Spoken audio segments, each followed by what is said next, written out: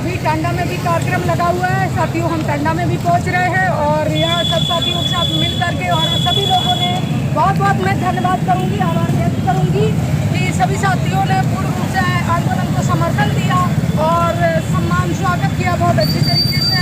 तो मैं सभी का आभार व्यक्त करती हूँ। तो 29 अक्टूबर को दिल्ली पहुँचने के लिए भी सब लोगों ने हमें सहयोग दिया है और आश्वासन दिया है कि हम पहुँचेंगे और अपनी भागीदारी निभाएंगे और देश के खिलाफ हम आवाज़ उठाएंगे।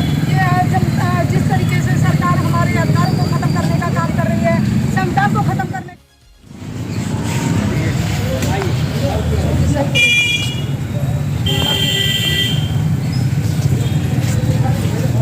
साथियों, अब तुम्हें तो अपनी गुलामी की जंजीरें खुद तोड़नी पड़ेगी साथियों।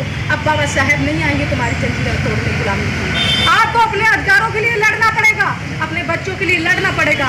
अगर बाबा साहब ने उस समय अगर ना लड़े होते तो आज तुम ये तो सूट बूट में यहाँ ना खड़े होते, तुम भी वही गले में हाड़ी और कमर में झाड़ू बांधे ना रोडों पे घूम रहे होते।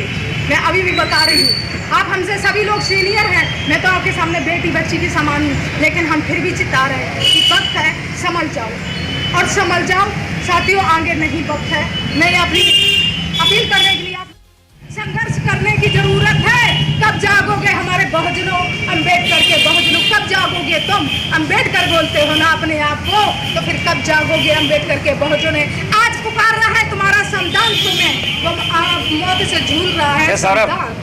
आज पुकार रहा है संविधान तुम्हें और संविधान को तुम्हारी जरूरत है। आज संविधान को तुम्हारी जरूरत है। उठो और जागो और निकल पड़ो अपने अधिकारों के लिए, और नहीं तो गुलामी स्वीकार कर लो या अधिकारों के लिए, अपने बच्चों की लड़ाई के लिए अब तैयार हो जाओ। अब वक्त नहीं है, अब वक्त नहीं है। मैं बताने के लिए आई हूँ, मेरा कर्तव्य है, बाबा साहब की मैं कर्जदार हूँ, तो मैं यहाँ तक चली आई, दिल्ली से लेकर लखनऊ से लेकर यहाँ तक आ गई। अभी हमारे 65 जिले बकाया है, मैं पूरे जिले कवर करूंगी। 29 अक्टूबर को दिल्ली जंतर मंतर पर धरना दूंगी जाके और भारत बंद आंदोलन करेंगे। जिस संसद भवन में बाबा साहब की प्रतिमा नहीं लगी है, उस संसद भवन में प्रतिमा लगवाने का काम करेंगे और बसों की स्तंभ की जो मूर्ति है वो हटा दिया, लाट उसको लगवाएंगे और नहीं तो सिंबल भी हटेगा। ये हमारी मांग है। शिक्षा हमारी खत्म कर दी गई, हमारे बच्चों को गुलाम बनाने का काम किया गया है, मानसिक रूप से उनको गुलाम बनाया जा रहा है, शिक्षा को कमजोर करके।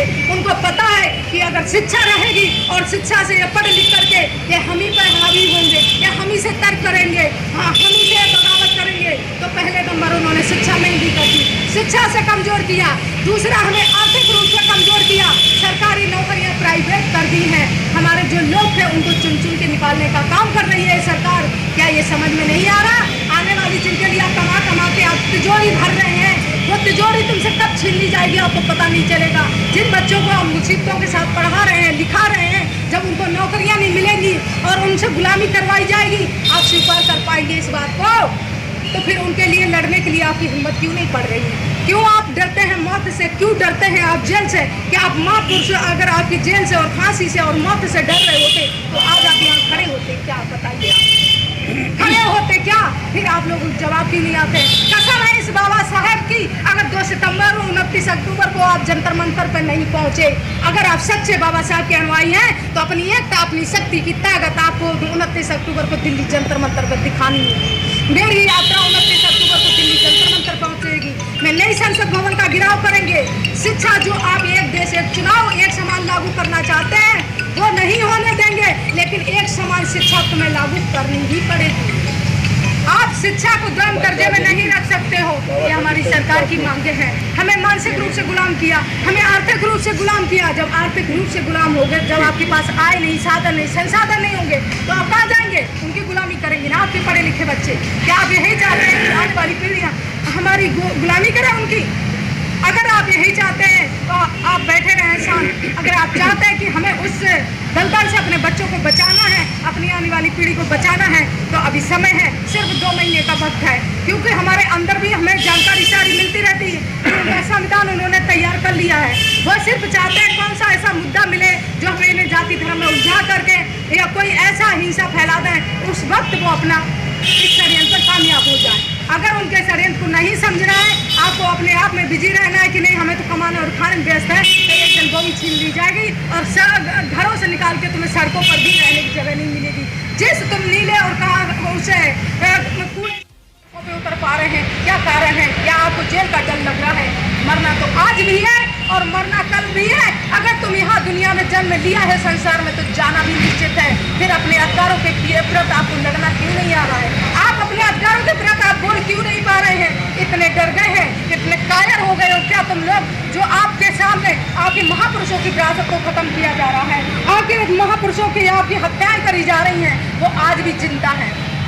आज भी जिंदा है। हमारे महापुरुष मरे नहीं है, वो आज भी विचारों में जिंदा हैं, आज भी किताबों में जिंदा हैं। वो हमारे इतिहास को मिटाना चाहते हैं। वो एक देश एक कानून बनाने के बाद में एक चुनाव अगर हो गया तो दोबारा जो चुनाव होंगे वो कभी देश में चुनाव नहीं होंगे। वो जो आज प्रधानमंत्री नरेंद्र मोदी वो हैं, वो हमेशा हमेशा के लिए स्थापित हो जाएंगे और राजतंत्र लागू कर देंगे। जितने भी हमारी बौद्ध विरासत है, जितनी हमारी संस्कृति है, वो सारी की सारी खत्म कर देंगे। संसद भवन के अंदर क्यों नहीं उन्होंने प्रतिमा लगाई बाबा साहब ने? इसका कारण जानते हैं आप? क्यों नहीं उन्होंने पार्लियामेंट में, जो पुरानी पार्लियामेंट में हमारी बाबा साहब की प्रतिमा लगी, उन्होंने उसमें हटाने का काम नहीं कर पाए। उनको पता था कि अगर हम पार्लियामेंट से अगर बाबा साहब की मूर्ति हटा देंगे तो जो बहुजन समाज है वो विद्रोह कर देगा। उनको नई पार्लियामेंट बनाई उन्होंने इसलिए कि उसमें जो बाबा साहब की संविधान है, बाबा साहब की प्रतिमा लगी है और अशोक स्तंभ है, उसको नष्ट नहीं कर सकते हैं। इसलिए उन्होंने नई पार्लियामेंट बना करके उसमें बाबा साहब की प्रतिमा नहीं लगाई, अशोक स्तंभ की लाठ हटा दी, उस सिंबल की स्थापना कर दी जो कि राजतंत्र का प्रतीक है। जिस समय चोल साम्राज्य का राजा हुआ करता था, वो उस समय अपनी जनता को उस छड़ी से वो प्रताड़ित करता था। वो अगर कहते हैं कि जूते साफ करो, तो जूते साफ तुम्हें उनके करने पड़ेंगे। अगर तुमने जूते साफ नहीं करे तो वही राजतंत्र से वो तुम्हें प्रताड़ित करेंगे। ये वो चोल साम्राज्य का ये छड़ी है।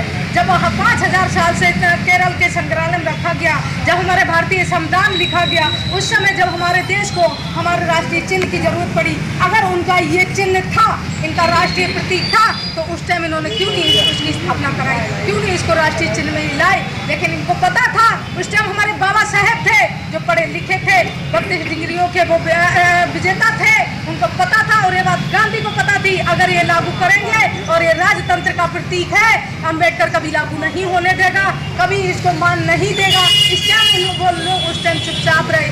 आज वो सत्ता में आने के बाद उन्होंने मौका देख करके उन्होंने उस हिंदू राष्ट्र की स्थापना देश के अंदर कर दी। और बहुत शर्म की बात है, अफसोस की बात है कि हमारे पढ़े लिखे समाज के लोग आज भी चुपचाप बैठे हैं, अपने आने वाले पीढ़ियों को गुलाम बनाने की आप तैयारी कर रहे हैं। कब बोलेंगे आप, कब उठाएंगे आप? अभी भी मौका है। 18 सितंबर से नया सत्र बुलाया है और 22 सितंबर संविधान विरोधी लोग, मनुवादी मानसिकता के लोग हमारे देश को तोड़ने का काम कर रहे हैं। और हम लोग क्या कर रहे हैं? ये यात्रा मैंने इसलिए निकाली है कि आप लोग समझें, आप लोग जागे, पढ़े लिखे हैं, शिक्षित हैं, बुद्धिजीवी लोग हैं। फिर हम लोग चुप क्यों हैं? वो 18 तारीख से वो एक देश एक चुनाव वो लागू करने जा रहे हैं, फिर आप लोग चुप क्यों बैठे हैं? आपको पता है कि जब एक देश एक चुनाव लागू हो जाएगा और वो जब बिल पास कर लेंगे, तब कभी दोबारा चुनाव होंगे? बताएं आप लोग क्यों चुप हैं? हम आपसे सवाल करने आए हैं, क्यों चुप हैं?